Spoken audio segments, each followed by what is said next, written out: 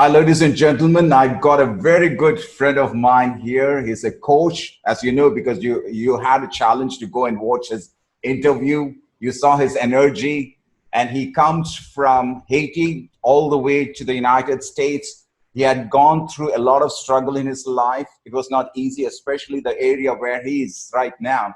He had to struggle and he had to conquer himself to reach a level where he became the champion in whatever he does, whether it is training, whether it is facilitation, whether it is authoring, whether it is coaching. He's a master in everything. And he has got a wonderful, beautiful wife who also supports him in everything. That's the beauty of life. It's not about one area of life. It's not only about finance. It's not only about fitness. You can see his biceps is projected from his shirt. You can see his deltoid, okay? If I ask him to remove his shirt, you will see the actual body, okay? Right. He's a fantastic person. He knows how to grab the attention of the audience once he's on the stage, because you got to see him live on stage.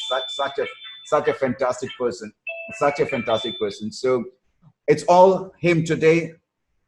So let me introduce you to Rich Fontaine. Rich, this is your stage, this is your platform, this is your people, it's your team, it's your brothers, it's your sisters from different parts of the world.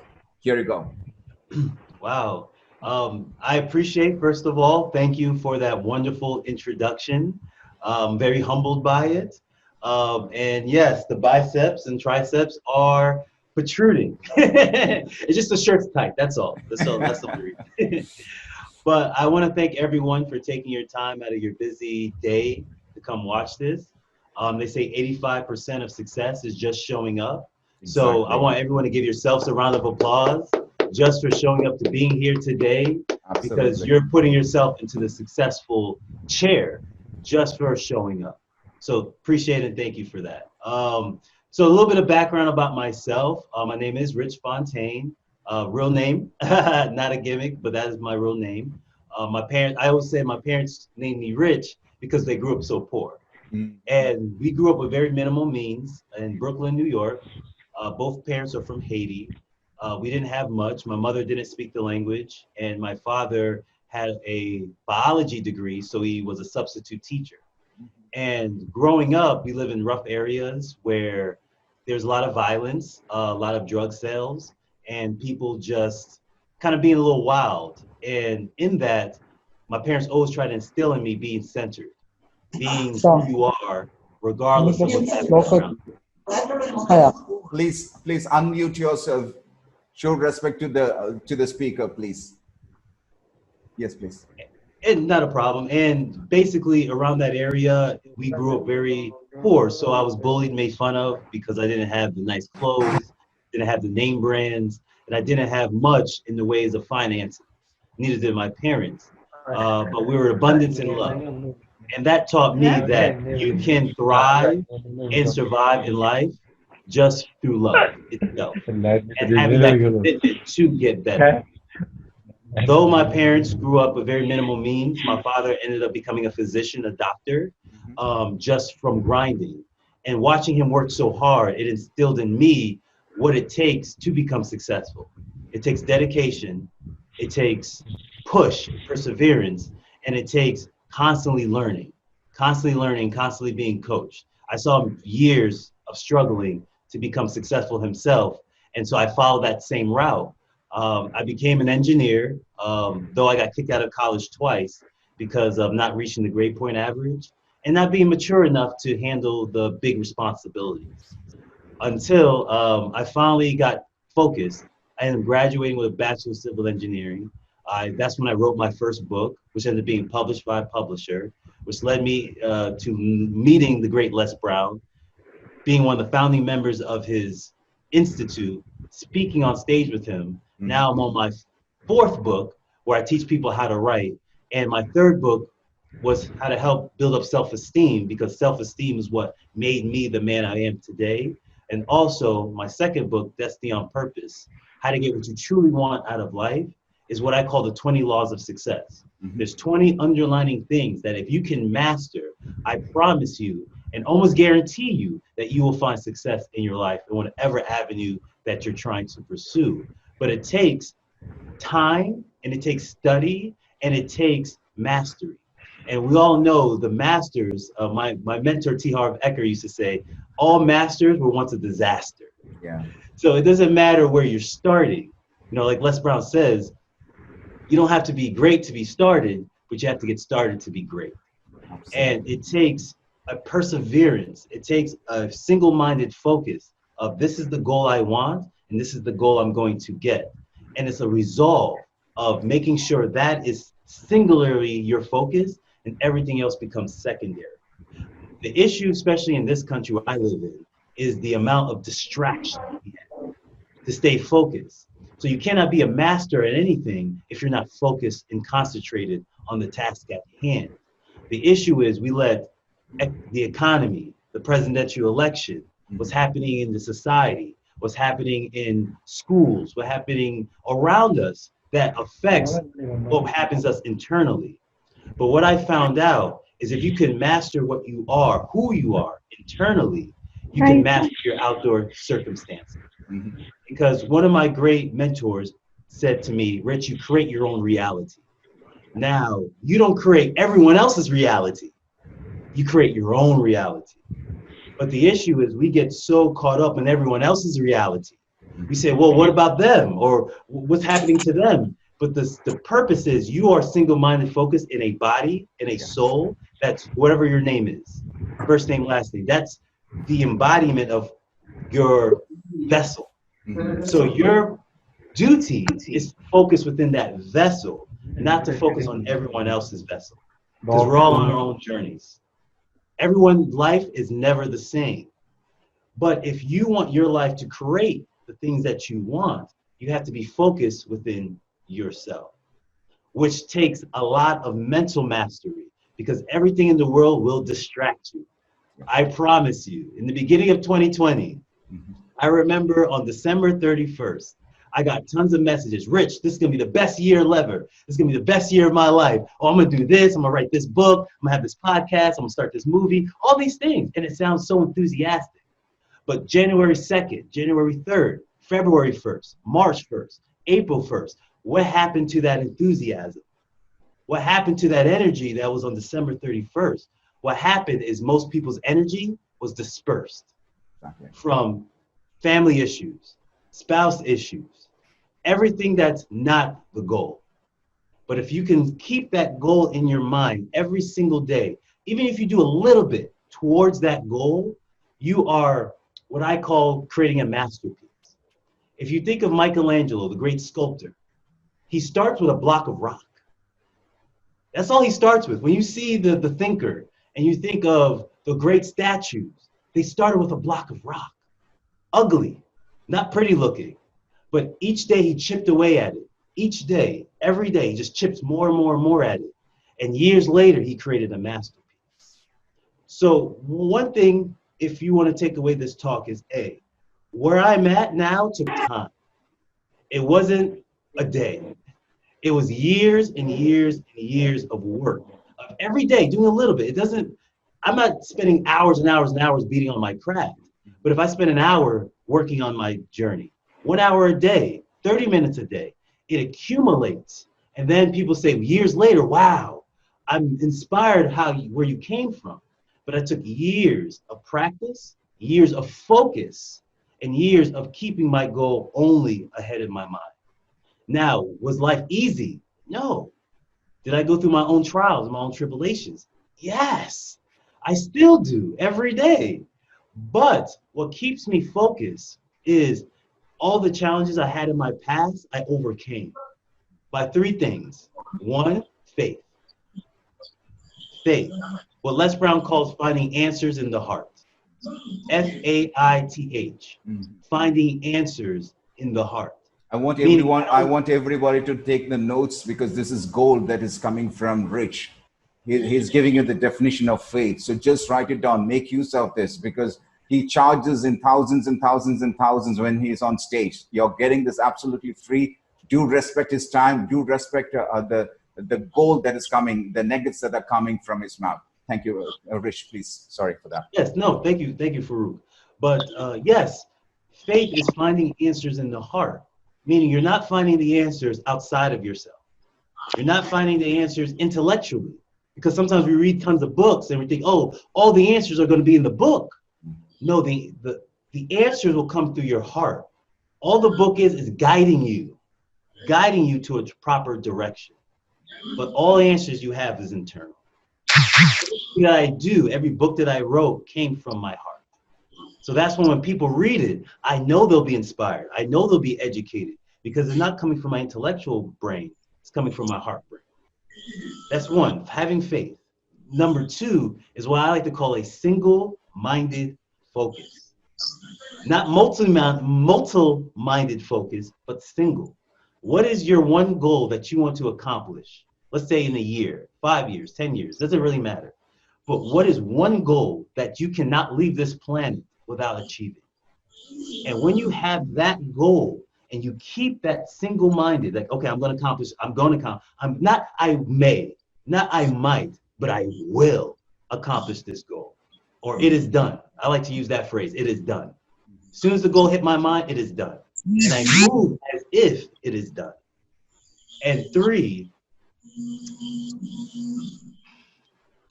become more you-based than everyone else-based. I used to want validation from my parents, from my family members, from society to say, Rich, we agree with you for what you're doing. I agree with you. Yes, I want you to accomplish this goal. You want to be rich? Yeah, be rich, Rich. I want you to be rich. I promise you, nobody wants you to be rich. Nobody wants you to achieve your goal. They're so focused on different things, traditions maybe, upbringing, themselves. They're not really focused on what you want. So I had to learn. I had to get focused on what I want. Oh my goodness. It's okay. So when you become... When you become focused, centered on you, not in a selfish way, but I call it more selfless. Because if you do well, you can do well for your family, you can do well for your spouse, you can do well for your kids. It's like the airplane where they say, put the mask on you first, then help the other person. Because if you're suffocating, they'll end up suffocating too. So be focused on you. How do I make myself better? Health-wise, how do I make myself better? Financially, how do I get myself better? Intellectually. And when you focus on you, you're actually being selfless, because as you grow, you can help others grow as well. I hope this talk served you well. I know I only have 10 minutes. I try to give you as much. No. This is gold. This is gold. How many of you got the lesson from Rich? I want you to type here. I want you all to be muted. And please go and type in the chat box. What did you learn from Rich right now? What are the 3 lessons that you learned from Rich right now? Just go and type. I want to see. I don't know who is on. Okay, just go. Yes, Faith. Yes, go ahead. Go ahead, please. I want to see.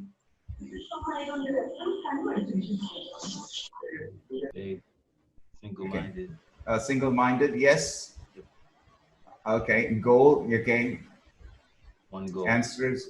Yeah. Okay, that's exactly correct. That's a full form of single-minded. One goal. Single goal. Faith. Single-minded. Focus. Just focus. Okay. Single-mindedness. Faith and oneness. Very good. Excellent. Excellent. Okay.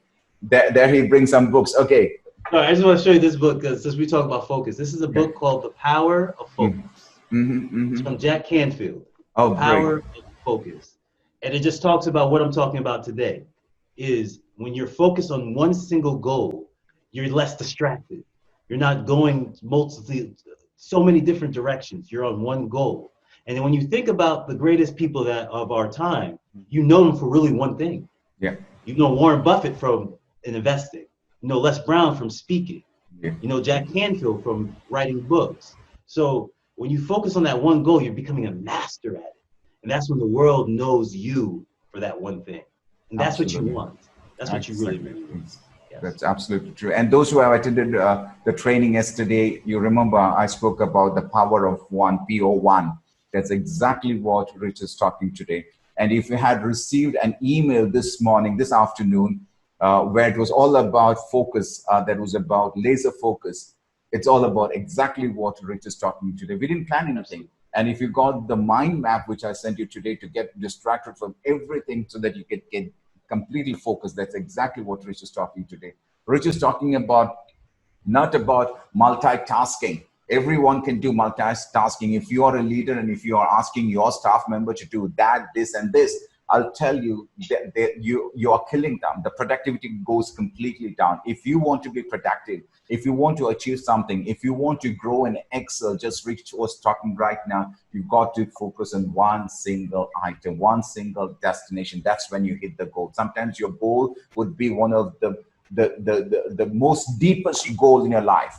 And that's what he was talking about. If there is one goal, you have to achieve that goal by the end of this life. And that's exactly what brings you in peace. Now we have a lot of participants here, but I would like to give the mic to two of our guests who will be following Rich in the coming weeks.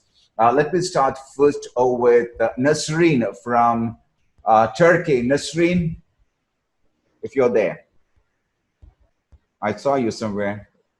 Hello, everybody. I'm here. Yeah. Yes, Nasreen. Yes, please. It's your turn. Please go ahead. Well, it's great to be here. Thank you for the opportunity. Like Rich, I'm also an author, motivational speaker, and my focus is primarily on coaching aspiring authors into publishing their own books for the first time. And I have to say that I resonate with everything that Rich has said. And I have to tell you that a lot of what he's saying is a lot of what needs to be practiced to get anywhere, not only authoring, but whatever you want to do. Faith, like he said, is an extremely important thing. It's the one thing that keeps your hope alive for what is coming in the future. And it's the one thing that you must focus on when you are in your darkest times. And we are living in those kinds of times right now where a lot is happening that puts a dampener on things. Sometimes it makes your world a dark place. And sometimes, although we know that we mustn't let that drain us and bring us down, it happens anyway. It's a normal and natural thing. The one thing I encourage everybody to do is to shine brightest when it is darkest. Why? Because when it is darkest and you think you can't get out of it, the one goal that you have that is at the forefront of everything is the one thing that takes your focus away from the darkness. It takes the darkness, it's what I call, it's just like the cover of a book with a watermark. The darkness must become the watermark at the back of the cover, and your goal must be the title on the cover of the book. And that is how you get through whatever comes your way, whatever challenge comes your way on the path towards your goal. If you remember it like that, and remember that whatever is troubling you, whatever is getting you down is just the background on the cover of your book, and your goal is the title of your book, then that is what you will keep in front of your mind, and that is what will help you strive forward.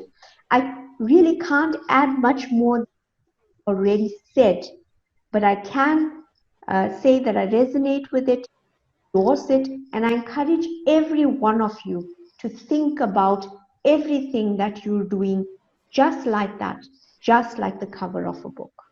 Wow, that was Yeah, absolutely that was phenomenal. amazing. That That was was very good, amazing. very good. And just one thing I want to just put a quick input in, and this is more of a paradigm shift, right?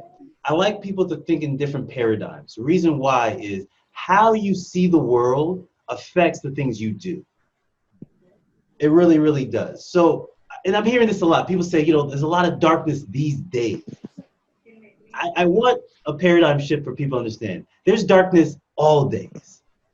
Since the beginning of time, I had a mentor named Jim Rohn, and this was in the 1980s. He was sitting with a bunch of businessmen. And they said, the 90s are coming, Jim. Do you know what's going to happen in the future? And he said, gentlemen, I know exactly what's going to happen in the future. And so they all gathered around and said, okay, tell us what's going to happen in the future. He said, gentlemen, there's going to be a period of ups and there's going to be a period of downs. That's what's going to happen in the future. There's always, throughout history and throughout time. I'm a historian. I love history. If you look through history, there's been the Dark Ages and there's been the Renaissance age. There's been high in racism. There's been low in racism. There's been high in economics. There's been low in economics. The goal for anyone, I believe, is, even though the graph constantly goes like this, is find a way to stay here. Find a way to stay centered. So never get too high. When everybody say, oh, the economy is booming, say, okay, that's fine. I stay here. Oh, the economy is going down. Everyone's losing their jobs. That's fine. I stay right here. Because when you could constantly stay in the middle, centered, it doesn't matter what life is doing. You always are right exact point where you need to be. So I never get too high through praises. I never get too low through criticism. I say, that's perfectly fine. I stay right here. And when you could do that, it doesn't matter what's happening in your life, you're always moving towards the goal, steadily, steadily, steadily. And so I just wanted to add that so people don't say, oh, these are different times. Trust me, they're not. If you go through history, I promise you what's happening right now has happened before and will happen again. We are ready to take a question. Is there anyone who wants to take a question? One person at a time can unmute and introduce yourself and go with a question. Yes, Manju, Manju, yes. hey. Manju. How are you? Thank you so much. And it was really, pearls of wisdom, I'll say, which you just shared with us. So it's a great opportunity for me to ask you a question, Coach. Yes. My clients, since I'm into coaching, my clients, they come up with a lot of cloudiness, in their mind, like they have fear of failure, they have self-doubts, and they have doubts, coming up, how will they reach their destination, and what if they do? These are the main which they come across. And what advice would you like to, give to them in this kind of a scenario, where what I can share with them so that Absolutely. Thank you for your question. So you're asking, what ways can they get over the fears and the doubts of Yes. reaching their goal? Yeah. Yes, great question. So if you ever read Napoleon Hill's work, I'm a very big Napoleon Hill fan and student. Yeah. He talks about auto-suggestion. Mm-hmm. Auto-suggestion. And what auto-suggestion is repeated mantras, repeated affirmations, repeated declarations that you give to yourself on a daily basis. Yeah. Now, we all have different paradigms. And those are beliefs. Those are just beliefs you keep repeating. In order to shift those beliefs and those paradigms, you must input, it's like a computer system. You must input the right data to get the right data out. And when you replace the data from doubt to faith, it starts to become more of your belief system, but it takes time. So what I do what I do personally. Every morning, I write down affirmations, and I put them in I am statements. I am successful. I am patient. I am calm. I am at peace. I am wealthy. I am doing well in my business. Just those things I do every morning. Also, I have a recording of myself, because there's something about your own voice that goes into your mind that I play for myself every morning after meditation. Because meditation puts you in a very receptive state, right? It's like what hypnotists do. They put you in a receptive state, and all they're doing is giving you suggestions to bypass your conscious mind into your subconscious mind. So I do the same thing to myself. I basically program myself. So after meditation, a deep meditation, I put on my headphones, and for maybe 20 minutes, I listen to these repeated affirmations. Again, I am well, I am healthy, I am positive, I am rich. And these become my mantras. And now what happens is, when life hits me, if something goes wrong or something goes bad, initially those mantras start popping up in my mind. As soon as I start getting negative, I'm like, oh, things never work out. Instantly, the affirmations start popping in my head. But no, Rich, I am good. Everything always works out for me. This is your affirmations that you repeat, and they start to replace the negative. So now I don't go too far negative because the affirmations bring me back. So when you have to program your mind. So I would do for your students is get a notebook of paper and write down 10 affirmations that they want with their goal. It doesn't matter if it's fitness, it's wealth, money, doesn't matter. I increase my income $10,000 a year.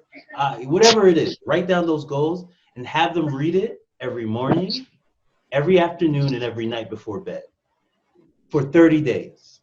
And I promise you, they'll see a change after 30 days just alone. I've done it for years, and you can see massive change. Yeah. But just in 30 days, I started seeing massive changes in how I think about myself. And it's really how you think about yourself that really will cause the doubt. Can I do it? You know, it's not like can it be done, it's more can I do it? Shifting that paradigm with yourself is the most important because it's them that believe about them. Could you just unmute or just mute yourself, please? Respect the speaker. Oh my goodness. I'm not able to mute from here. I don't know why is that.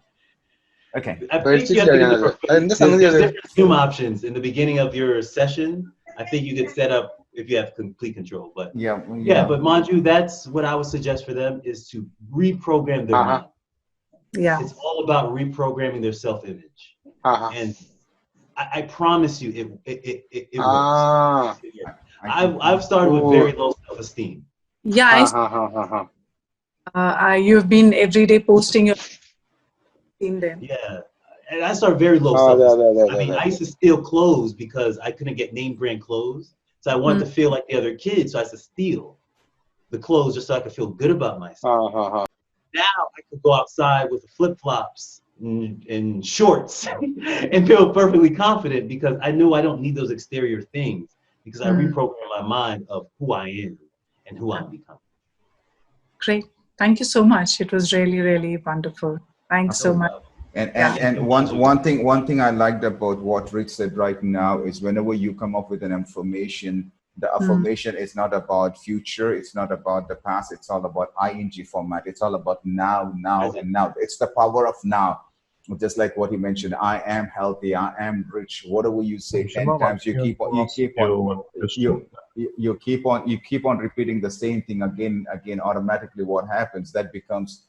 They say that just like Think and Grow Rich, Napoleon Hill said that your thoughts becomes things. It's exactly the more you think, it becomes a thing. Good. Thank you very much, Manju, and thanks a lot, Rich. Can we go to the next person? The only one person, one person unmute, please.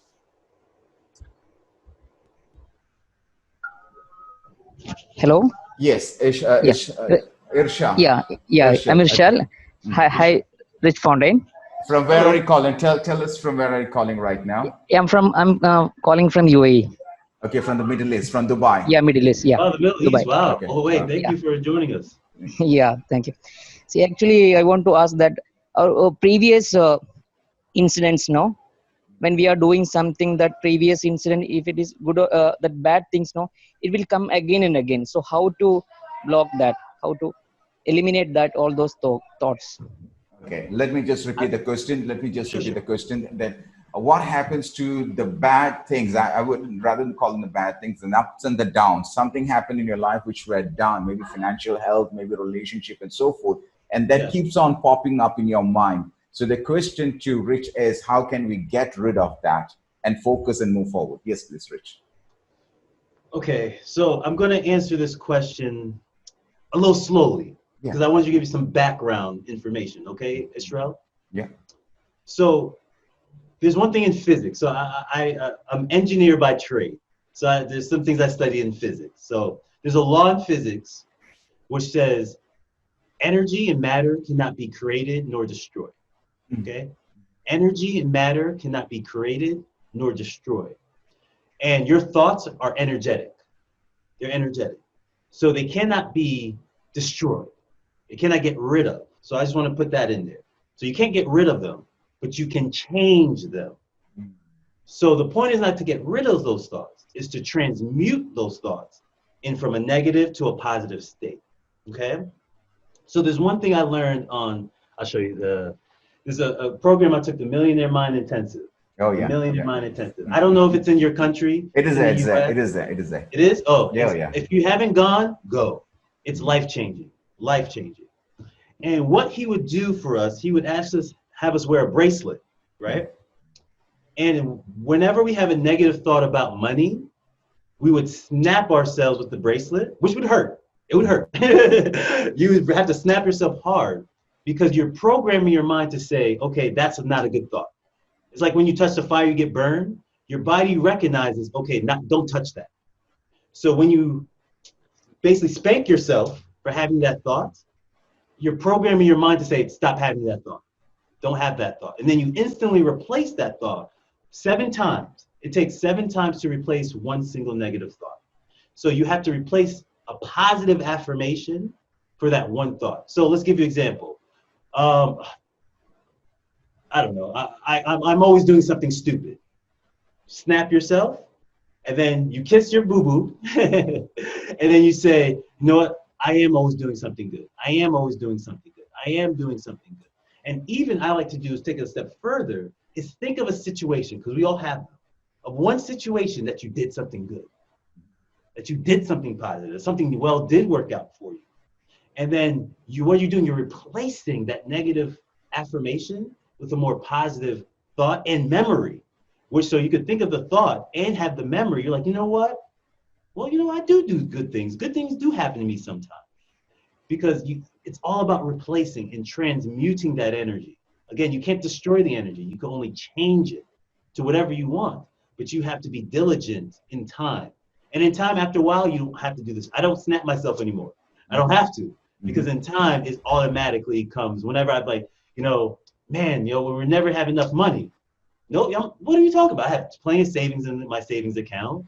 I have that Bitcoin account that I have my 401k. You know, we're saving for our real estate venture. What are you talking about, Rich? You have tons of money. So instantly, it starts to change. Instantly starts to change. And those are real techniques. I would try, get a rubber band. All you need is a small rubber band. And whenever you have that negative thought, snap yourself. Repeat 7 times a positive affirmation and think of one memory. It could be a small thing. When you helped an old lady across the street, it doesn't have to be big, but that was a moment of compassion. That was a moment of kindness. You could say, I'm a good person. I may not have what I want, but at least I'm a good person. And that starts a momentum of, I'm a good person. Good people have good things happen to them. Yeah, I could have these certain things happen to me. And you start a momentum shift. That's what you want. Once the momentum shift starts, I promise you, it'll take you down the rabbit hole that you're looking for. But it's instant. So you have to stop that thought instant. You can't let that thought plant seeds. Every thought is a seed. So if you let that seed plant, it will germinate, it will grow roots, and it will stick with you. So you have to pull the weed right when the thought hits you. So how you pull the weed again? You snap yourself, kiss your boo-boo, 7 times positive affirmation, and then think of a memory of you doing something positive or something positive happening to you. Very good. This is absolutely a very, very strong tool in NLP or Thank you. neuro-linguistic programming. We call it, it's called the anchoring. You re-anchor yourself and change it completely. Very good. That's absolutely scientifically proven. What Richard said right now. Now, if you don't have a rubber band, you can just snap your fingers or you can scratch your head. It could be anything. It could be anything. You can even bite your ear. That's fine. Anything that reminds you that you should not be thinking of X, but rather I have to think 7 times of the Y rather than the X. And that will automatically clear your doubt and you just focus. Try 30 days straight. 30 days straight. You'll be amazed at how different you are. Absolutely. Thank you, Rich. Thank you. Thank you very much. Next, please. One person at a time. I want everyone to respect the speaker. Please mute yourself. Okay, next question, please. Rich, are you really enjoying this? Yo, this is awesome. Thank you. Good. I love Q&A. Let's go for the next question, please. Hello, good evening. Good evening. I'm not sure what is the time in the US with Rich Fontaine. I'm very happy to see him to give a wonderful chance opportunity to be May I with know him. who's the speaker? May I know who's the My name speaker? is Arif Khan Palapati. I am from India. Okay. Same place of our mentor, Farookh sir. Yes, Thank you please. for joining us. Okay, thank you, sir. I would like to ask you that we are doing so many things, but how we can find our passion? Oof, great question. Okay, so great question. Thank you for that. Thank you, sir. I like to adjust words. And the reason why is because different words have different meanings. And sometimes words get confused, right? Especially in the English language. Oh, yeah. Sometimes one word means different things. So I like to be very specific on the words, okay? I would say, I would change, not looking for your passion, but looking for your gift. I believe that every person was born with a gift. Everyone. Not one person is on this planet was not born with a gift of value. So I would say find your gift of value. Because many times we want to do things because of exterior reasons. Let's be honest. I think if I take this job, I'll make more money. I think if I have this career, I'll have more status. I think if I drive this car, I'll get more female attention. And so we do things for exterior purposes, not for internal happiness. But your gift and your internal happiness are one of the same, right? When I write books, I'm probably my most happiest. And I've done that since I was 8 years old. The very first book I've ever written was at 8 years old. I used to read Goosebumps books, little scary stories. So I wrote one. My teacher found it, and he said, okay, I was failing in the class. He said, all right, I'll pass you if you read the story out loud. I was shy at the time. I said, no, I'm not reading the story out loud. So he said, okay, I'll read it myself, if that's okay. I said, that's fine. He reads the story out loud to the students, and they gave me a standing ovation. That was a trigger for me to say, writing books, I love writing books, and people started to recognize me for that. It's all aligned. So there's one thing that you can do that you love to do. It doesn't matter. It's cooking, speaking, writing articles, fishing. Like everyone has their very, very skill. People understand in the good book, Peter, you know, the biggest disciple of Jesus, was a fisherman. And he was a great fisherman. That was his gift. So we all have a special gift that will make room for us. So the question is not what your passion is, because you could be passionate about many different things. I have many different passions. But my gift is in my communication.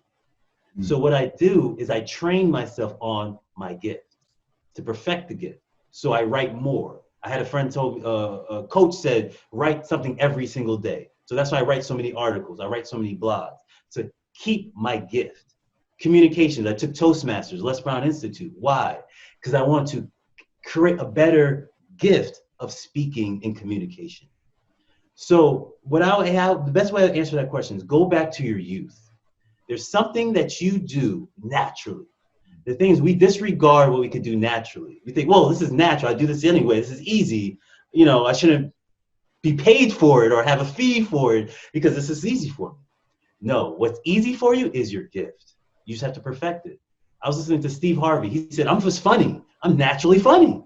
So I became a comedian. Now I make millions and millions of dollars doing what I'm naturally, easily good at. He said, I don't have to try to be funny. I'm just funny. I don't have to try to communicate. I just find the right words to say at the right time. It's just natural for me. So for you yourself, what did you know as a kid you loved to do? Was easy for you to do, simple for you to do, that you can actually monetize and make money for? That's the true question. What is your gift of value? What can you offer to people that you know they need? My communication, my books, people need. Because this information, as we can see right now, is needed information to help change lives.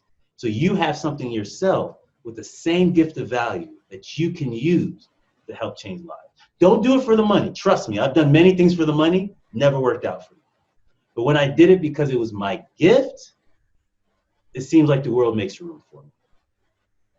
I hope that answers your question. Absolutely, absolutely. And Rich said, what Rich said right now is, look for things that's easy for you. Look for things that you will do free. Look for things which is hard for others. Look for things that you had the dream while you were young. Look for things that the world needs. That's one thing, whereby you add value to the marketplace. And if that thing, if your gift can add value to the marketplace, automatically the money, the You're fame, off to the races. everything will come You're off to straight the away to you. races. You don't have to do anything. I sit in my house, money comes to me. I'm telling you the fact. And that's the truth. I'll tell you, for people, the people who work for 1 month, 2 months, and 3 months, I'm making 1 day, 1 hour. I make it 1 hour, sitting and talking to the camera, and make very simple. And sometimes when you go and ask people to get that amount of money that I make in 1 hour, in 90 minutes, like what I made yesterday, the last day, I'm not talking about me high, but I'm telling you, that's the only thing that I know. That's the only thing that I know. And that's my passion. And when I sit and when I talk, I forget about everything, and the energy starts flowing, like what Bruce Lee said. It has to flow like water. And automatically money, the fame, everybody will start knowing. Thank you very much, Rich. That was so powerful. And there's a true thing what he said right now. Let's take the next question, please. Very rich one. Hi, sir. I have a question. Yes, let me see who you are. Okay, right. Yeah, sir. It's me, Shabab from Saudi. From Saudi Arabia. Which part of Saudi? Wow. Which part of Riyadh. Saudi? From Riyadh. Okay, Riyadh, so yeah. Rich, now you know that you got people from different parts of the world right Yeah. now. Okay, go ahead, please. Go ahead. My question is regarding the public speaking. Apart from the fluency in English and vocabulary, which are the main steps that we have to focus to connect with the audience through the entire period of our speech?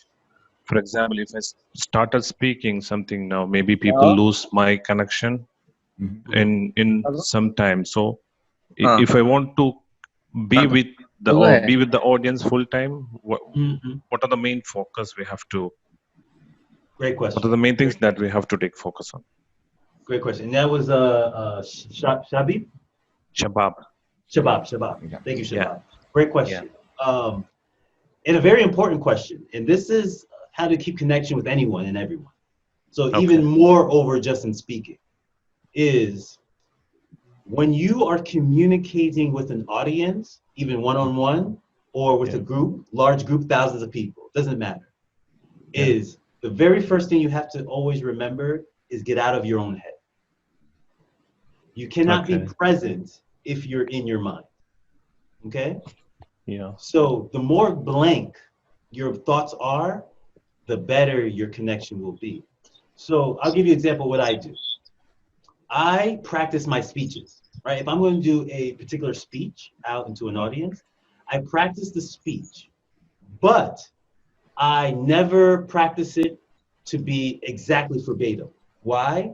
Because if a hiccup comes, like say, for example, a baby cries, that may take me out of my process. And then I'm thinking, okay, what was I going to say next?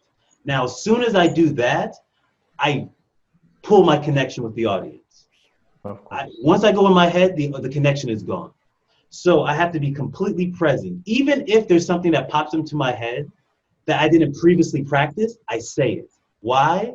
Because I feel if you're in the moment and something comes to you, that's literally, whatever you believe, God, the cosmic universe, doesn't really matter. It's all the same thing. It's something, energy flowing to you. Hey, say this.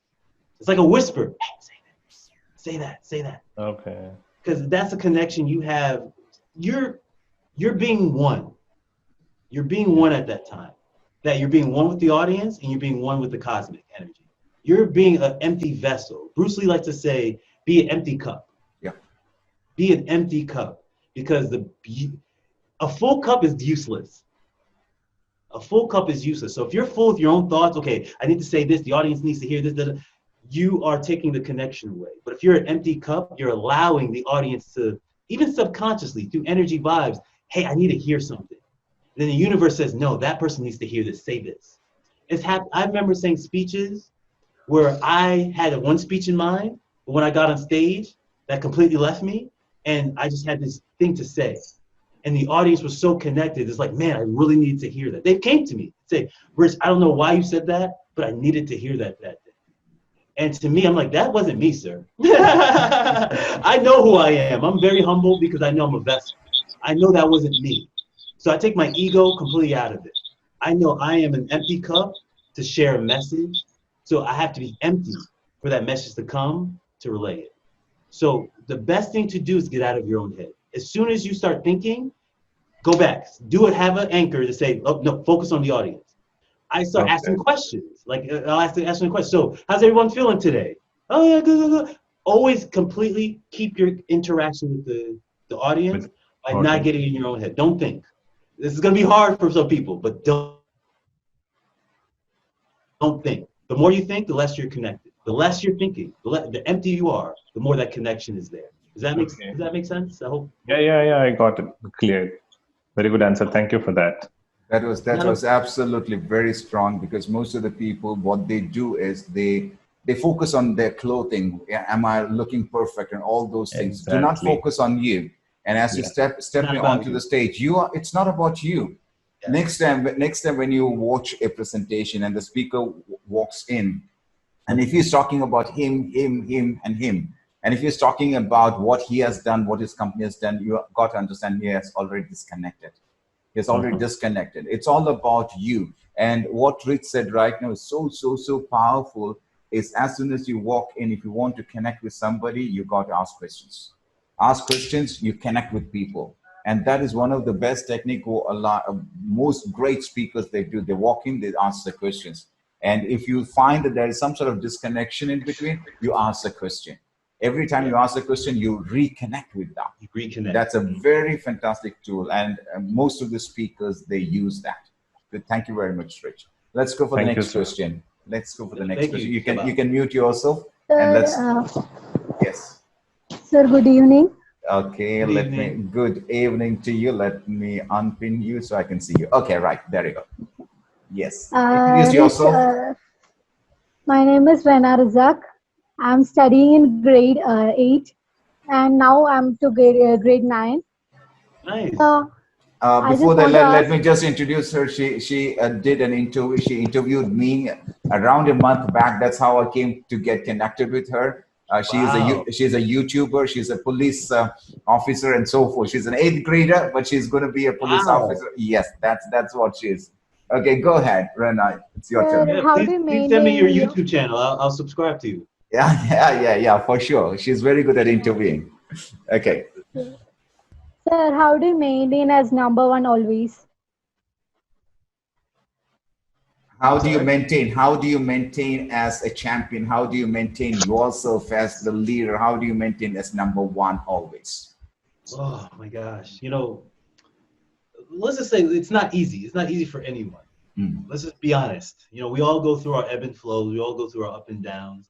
And we all go through our doubts. We all go through our questioning. I like to tell people, I probably quit at least 3 or 4 times a week. I do. Obviously in my mind, I don't physically quit, but there's always that thought of like, is this worth it? Like, is this going to even happen? Like, are we wasting our time? It happens. These are natural thoughts. They're natural. But what you do is you battle those thoughts as they come. To be a champion, to be a warrior, is to be a warrior in your mind all the time. My mentor, Jim Rohn, says, stand guard at the doorway of your mind. Stand guard at the doorway of your mind. So if you're standing guard, you're watching your thoughts. You're being conscious of them. And so when those doubtful thoughts come in, like we talked about with the anchor, you can also just replace them. And I'd like to talk myself down off the ledge. I like to call that talk myself down off the ledge. Whenever I'm like, I'm going to quit. I say, Rich, okay, if we do quit, I have conversations with myself. Okay, if we do quit, you're going to have to start something else anyway. So if you quit, you're going to have to start something. So why take all the momentum that you started and go backwards? I'm like, you're right. That makes no sense. Why would I quit? You're right. Or, hey, am I even smart enough to get this done? Well, Rich, you passed this. You're an engineer. You graduated with a BS in civil engineering. You worked as an engineer. You worked as a project manager for Universal and Disney. Like I start to, not brag, but talk about my accolades to talk myself down off the ledge. Like, Rich, if you could do all those things, coming from where you come from the background you come from, nobody in your family has done that. Nobody in your family has lived where you live, drive what you drive. You are an anomaly. Why can't you continue that? And so I have little conversations with myself to talk myself off the ledge. And each time I do, I remind myself, because always a reminder, when those negative thoughts come in, that you just forget who you really are. So it's good to remind yourself, okay, if I could do this, if I could do that, if my grandma, I even tell myself, if my grandmother could take 7 kids from a small island of Haiti to Brooklyn, New York, and raise them to be all successful adults, why can't you do this? And so I always talk, and I tell, like, if Les Brown could be born on a hard linoleum floor, with not only knowing his biological parents, to become a multi-millionaire speaker, why can't you? And so I use those things to talk myself off the ledge. I give myself examples. Hey, if this person could do it, if this person could do it, if this person could do it, Rich, there's no reason you can't either. And so I constantly remind myself every day who I am. And if I believe I am a champion, and I tell myself I'm a champion, eventually I'm gonna have to prove that. And that's the plan. So all champions go through struggle. All champions been knocked down. All champions lost the championship. I was watching a Michael Jordan documentary when he lost and he was crying and he was so upset. But now he's one of the greatest basketball players that ever played the game. But it didn't start that way. It took defeat, defeat, defeat. But he kept showing up every day. All right, defeat. All right, next day, come back. Defeat, come back next day. All right, they're beating me up, come back next day. And he's always asking himself, okay, how can I improve so I can be better and better and better until I finally hold that trophy? And so for anyone that wants a champion mindset, knowing getting beat up is a part of it. It's how you react to it is what makes you a champion. Wow, that was so powerful. Thank you very much to both of you. And you got to understand one thing. He took Jim Rohn as an example, and what Jim Rohn said, that you have to guard your thoughts and always understand the thoughts come from garbage. If you are in the garbage, that's the thing that goes in. Okay, garbage in, garbage out. Do you understand that? So if you want to be a champion, you have to fly with the champions. You have to look for coaches who are the best. You got to go. Don't go for the normal people. Go for the best of the best. Sometimes you have to spend money. Sometimes you have to spend 10 times, 100 times more than a normal person, but you're going to the best person. That's what you all have to understand. That's where Nick comes in. Sorry, that's where Rich comes in. He looks for the best coach. That's what Nasreen does. That's what Manju does. That's what I do. And that's what most of you do. Go for the best of the best coach. Invest in yourself. It's not that you're paying that person because he's taking his time to coach you. Look at your friends. Who are your friends? And I can tell who you are. Why? Because you are exactly like what Les Brown says. You tell me your friends and I'll tell who you are. Just show me 9 of your friends. I'll tell 10th person would be exactly like the 9th one. So that's simple. Thank you very much. Let's go for the next question. Hi, I am Shamir PH from Qatar. Okay, now, yes. Qatar is again a Middle East country. Rich? Okay. So my question is, I have been involved in many things, many activities, social and many community activities. But I want to focus on some things. So if I want to focus on something, I have to disconnect from my friends or any social activities. How to deal with that? How to live with it? Wow, great question. Thank you. It was Shamir. Thank you. Great question. I'm gonna go back to a little bit thing I said previously. Is when you're focusing on yourself, you're actually being selfless. Most people make you feel like you're being selfish, but you're actually being selfless. Because if you're not good, that means your family's not good, your spouse is not good, your kids are not good. Your house is not good, your economy is not good, your health is not good if you're not good. So when you focus on you and improving yourself, you will get comments, you will get a little bit of backlash. I still haven't argued with my sister because it was my niece's birthday. I didn't go to her birthday because I stood home. I was finishing writing my book. And she was very upset with me. She was like, hey, this is your niece. You should go and see her birthday. And I told her, hey, doesn't your niece have a birthday every year? She said, yes, I'll be there next year. But she didn't understand that it pained me to choose work over my niece. It did. She thought it was very easy for me, but it was hard. But I told myself, Rich, what if your niece grows up and she needs help with something that you can't provide? because you went to go see her birthday. I think it would be better for her at 18 years old that I could say, hey, I'll pay for your college tuition, than it is to go cut one cake at one day for an hour. And so I put things in perspective. Where am I going? What do I want to accomplish? Who do I want to help? I keep the vision of what I want in my life first. The vision stays first. And when the vision stays first, everything else has to be secondary. It has to be. And yes, you will feel guilty sometimes. You will feel, man, you know, maybe I should be hanging out more. Maybe I should go to more community events. Maybe I should be taking all these classes. But you have to remember, where are you going? So every day I ask this question to myself, Rich, where are you going? Where are you going? Now, or is taking this route, is that going to lead you there? And if the answer is no, the participation of that event, of that, whatever it is, has to be no. Has to be no. Especially if something means more. Because I promise you, yes, people will say, look at you a little bit funny at first. My parents did for a very long time until they went actually saw me speak. And then they said, wow, you know, my son's pretty good at this thing. Okay. And then they started supporting afterwards. But it took some time of me getting backlash and being strong enough to say, I know what I want more than what else anyone wants, because the vision came to you.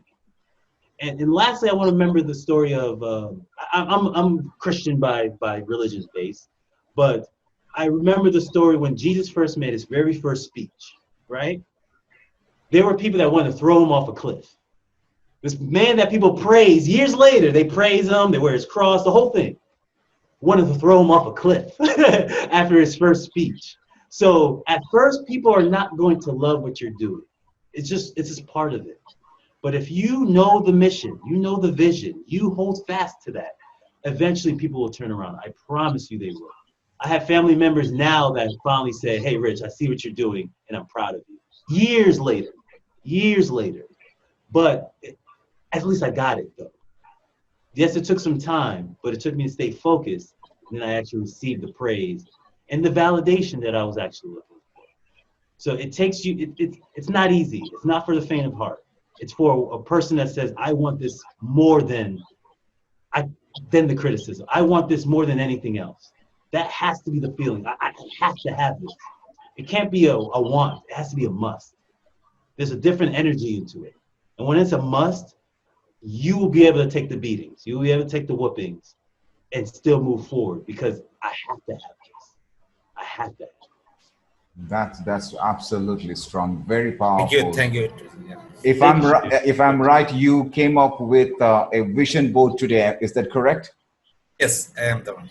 Yeah, you're the one, and you shared your vision board with me. Now that's exactly what Rich is telling right now. Focus on your vision board, the one that you shared with me, and just focus on that. People would say you are doing crazy, but your vision board and your vision, your mission, your value should be much powerful than what people say. And if you have that powerful, you'll reach where you want to reach. We'll take one last question. We'll take one last question because we are here. Hi, good evening. Yes. Yeah. Hi, good evening. Razia is here from Qatar. Okay, from Qatar. Okay. Yes. Great. My question is, how to improve my emotional intelligence? Okay, you are in trouble. You are in trouble. Munir has come with completely. Come on, of course, the last question, right? The last question. Okay, go ahead. Oh wow, that's a very, very, very good and important question you just asked. Exactly. Because it all is about emotions. I promise you can have the best mindset in the world. You can have all the best habits in the world, the best strategy in the world. But if you cannot control the emotional part, it won't happen for you. So there's a book, I just want to show you this, from one of my mentors, Abraham Hicks. It's called The Astonishing Power of Emotion. Wow. Brilliant. I'll show that once again. You can take the, just keep your hands on other side, Rich. So yeah, lift it up a little. Okay, yeah, there you go. If those who want to click a picture of that, just take a screenshot. Thank you. Thanks a lot. Yeah. No problem. So it's the power of emotions. One, you have to understand emotions. This book helped me understand what emotions are. So I'll give you a quick background, very, very brief. Let's just say, for example. Oh, wait. Who is that? Oh my goodness. It's Majid.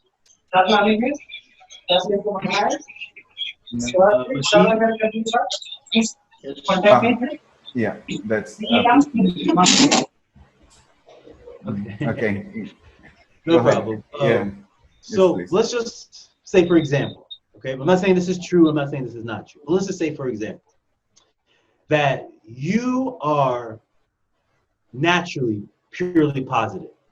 Let's just say you were born positive, your natural emotion is positive. Your natural emotion is enthusiasm.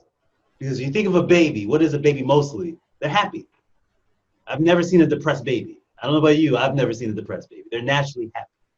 And so let's say that's your natural state of being. So when you have a thought, a single thought that goes away from your natural way of being, that's where negative emotion comes from, right? So let's just say you're purely positive. You have a thought that says, I don't think this is going to happen. What's natural is going to happen? You're going to feel the tension of that. That's your body indicating to you that you're having a wrong thought. A thought that doesn't match your highest ideal of yourself. It doesn't match who you really are. So that's where negative emotions come from, right? So one, you understand where negative emotion comes from. So what is that saying? So if that's going against your natural way of being, and then when you start having thoughts that goes towards your natural way of being, I can do this. This will happen for me. I have the ability to do anything that I want. You start feeling that energy of the emotion. So when you understand where your negative emotions is coming from, they're only coming from a false thought, a false premise that was either given to you by a suggestion from another or that you made from yourself. Either way, it goes against your natural way of being. So whenever I get a negative thought about myself, about things, about people, I do an example for myself. I shift the thought and then I watch how my emotions are. This is how I make decisions. I said, okay, Rich, should I go back to, should I go back to engineering or should I continue on my path? If I say, can I go back to engineering and I start feeling tension, that's an indication for me that's not where my state of being is now. So if I say I need to keep going forward with my coaching, with my speaking, with my books, and I start feeling excited and I start feeling positive emotion, that's an indication saying that's the right thought. Keep going there, keep pulling from there, keep guiding that, and let your positive emotions guide you versus letting your negative emotion guide us. Because most of the time, yes, this is correct, shifting the thoughts. But at the same time, all of a sudden, how can I shift the thoughts? If something happened to my family, I will forget everything and that emotional intelligence will be less. Yes. So, it takes... In a fraction of a second, how I will change the thought? In a fraction of a second. So I would go back to what we talked about previously, the anchor thought. By snapping yourself, having some type of anchoring. I like a little bit of pain, just so it really reminds me, okay, don't have that thought again. But I'll give you an example because the family thing is a little bit personal, so I'll give you two examples. So one, I'll just show you the technique first, and then I'll give you an example. So you have the anchor thought, you snap yourself when you have a negative thought, then you repeat a positive mantra, the positive replacement thought, 7 times, and then you think of a memory of something positive that happens to you. That becomes your anchor. That sets you back. Now with family, there's a lot of tradition that comes with family. There's a lot of guilt that comes with family. Most people think, well, if your family's sick, your family's hurting, there's issues in your family, you need to be emotionally involved in that. And if you're not, you feel guilty about it, right? Because we've been brought up to think, okay, it's your family member, you should be emotionally involved in it.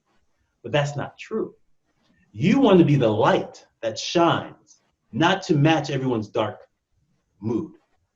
So for example, my father, this is a real story, my father was in the hospital because he had cardiac arrest, where the doctor said that he may die. He may die. My mother's emotional, my sister's emotional, my brother's emotional, everyone's emotional. I'm the one in there, I made a joke, and everyone started to laugh. I changed the entire mood of that entire room. And I could see my father. Every time I came to see him, I was that light. I kept being lighthearted. I said, man, you're going to be out of here in a week. I don't know why everyone's stressing. You're going to be out of here soon. Yeah, you're probably going to be out of here tomorrow. It's probably, and God blessing, you'll be out of here in 2 days. And I kept being that light. And eventually my father, every time I came around, I could see his energy picked up. He started even calling me, hey, are you coming to visit me today? I said, yeah, I'll be there later. And every time I came, my wife the same way. She came brought flowers. She kept bringing like energy to say something happy, something positive. Hey, you're looking good. He looked terrible. He looked terrible. He was skinny, like he was literally dying. And she would walk into the room and say, man, you look amazing. She would keep putting that positive suggestions into his mind, that positive suggestion out there into the universe. Even if it wasn't true, she kept putting that positive out there. And eventually what happened, my father did end up feeling better. Now he's out of the hospital. I saw him yesterday. He's even feeling more better about himself. Life will always hand you something to get emotionally involved in. But well explained with your personal example. Appreciated. Oh, not a problem. But every time I kept being the light, it's like I don't have that book with me, but there's a book called Power versus Force. There's too much to explain on it, but they say one enlightened being is more powerful than millions who are not. Mm-hmm. So we're always trying to push ourselves this is what this game is about, towards enlightenment, towards being at peace in the middle of the storm. It's like when Jesus talks about the story in the boat, when the whole boat is they're in a major storm, and Peter goes down to the cellar and says, Jesus, the ship is rocking, we're all gonna die. And everyone's stressing out, running around crazy. He's the most calm. And he goes out to the water and says, peace, be still. And the entire water calms. You are more powerful than you can ever imagine. In your words, in your thoughts, and in your energy. We control more of reality than we think. So it's not letting the outside dictate us. It's us to dictate the reality. I was not going to let myself get to that space where I was going to let my father die. That was on me. I said, I'm not going to let it happen. So I'm going to be the light in this room. And even my mother was like, oh, my son's crazy, But she had to laugh. She was like, oh, my son, he doesn't even realize his father's dying. She didn't understand what I was doing, but I did. My wife did. So every time I walked into the room, I was the light. And that light kept bringing his energy up. And now he's thinking, you know what, maybe I will survive this. Things are looking good. I do feel a little bit better. He was looking terrible. He's like, yeah, maybe I am looking good. It's just those little suggestions make a big difference to yourself and to other people. So when you could be the light in any dark situation, people will gravitate towards you. Why? Because that's leadership. Leaders are the ones, when everything's going completely wrong, are staying completely calm. That's why they want generals in war, because you don't want your general to freak out in war. You want your general to say, no, we're fine, we're good. But the troops are dying, general. Yeah, I get it, we lost some casualties, but we have some strategies, we're gonna end up winning this battle. That brings enthusiasm to the troops. Troops says, you know what? Hey, the general doesn't freak out, I'm not freaking out. I believe him, I trust him. We're gonna win this war. That's how wars are won. That's how companies are built. That's how lives are manifested. Through that ability to say, no matter what's happening outside of me, I am the light. I am the center being. I am the enlightened one to spread out that light to the outside versus letting the dark penetrate into my heart. So when you could live through your heart chakras. I don't know if anyone knows the chakras, but if you could live through your heart chakra, when you think of a thought, how does my heart feel about this? How does my heart feel about this? Ask yourself that question, because your heart will always be honest with you. Your thoughts won't. Even your gut sometimes won't, but your heart will always be honest with you. So when I ask my heart, how do I feel about my father being in this hospital? My brain says, I'm scared. My gut said, I'm terrified. My heart said, be the light. It's not about you, it's about him. Be the light for him. And as I was that, I eventually, I don't know if it was me, it could be coincidence, I don't know. All I know is he's out of the hospital, he's back at home, and he's healthy. So all I know is I was the light, and that was the result that came. Well, that's absolutely powerful, very, very powerful. And what he spoke about, emotional intelligence, is all about leadership and leadership quality. As you mentioned, you got to be very calm. Rich, you had a book just on your right side written by Jack and Field. Could you just pick up that book? The Power of Focus? Yes. Now, if you look at that author, he has got a fantastic book. Thank you very much, Rich. The name of the book is called The Success Principle. And in Success Principle, there are hundreds of principles. Have you got that? I got it in my library here. Very good. That's a book that I'm talking about. Now, in that book, he talks about responsibility. That's number one. Quality number one is responsibility. So as a leader, as an individual, as a father, as a mother, as a parent, as a student, as a teacher, you got to be responsible. You are responsible for everything that goes around you. Whatever happens around you, you are responsible for it. And if you take that responsibility, that's called leadership. That's number one. And number two, there is an equation which he has given very clearly. I know that Rich is very much familiar of this. It's called the E plus R is equal to O. The whereby E, that's exactly what Rich was talking about now. The letter E stands for events that happens in our life, the ups and the downs. Take an example of what happened to his father, the cardiac arrest. That's an event. That what is happening right now in the world, the Corona-19, it's COVID-19. That's again an event. Sometimes you get an award, you become a celebrity, you become the best of the best speaker in the world. It's an event. The question that you need to ask is, are you reacting to that event or are you responding? Now, if you take Rich as an example, everyone in his family, whether it's his sister, whether it's mom, everyone were reacting to the situation. Everyone were reacting to what happened to his father. But at the same time, what Rich did is, rather than reacting, he responded to the situation. Responding is all about being calm, asking to yourself, connecting with your heart and asking yourself, what should I do? Because if I do react like my parents, like my sister, like my sibling, like my mother, now the situation is going to be very worse. I need to take some sort of responsibility. Let me step back and change the complete scenario.